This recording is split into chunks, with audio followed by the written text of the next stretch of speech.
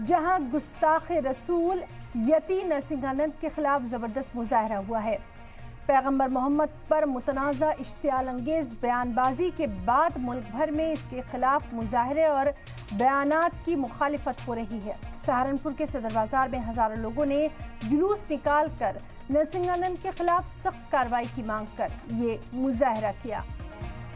तो आप देख सकते हैं बड़ी खबर यूपी के सहारनपुर से, जहां गुस्ताख रसूल यती नरसिंहानंद के खिलाफ जबरदस्त मुजाहरा लोगों ने किया है।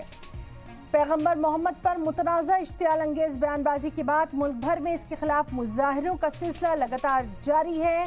बयान की सख्त मुखालिफत चार जानिब से की जा रही है। सहारनपुर के सदर बाजार में हजारों लोगों ने जुलूस निकाल कर नरसिंहानंद के खिलाफ सख्त कार्रवाई की मांग की है।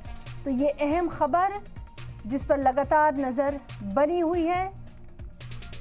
सहारनपुर में नरसिंहानंद के विवादित बयान के विरोध में मुस्लिम समाज के लोगों ने प्रदर्शन किया, जिसमें थाना सदर बाजार क्षेत्र के शेखपुरा पुलिस चौकी पर ये लगातार मुजाहरा देखने में आया।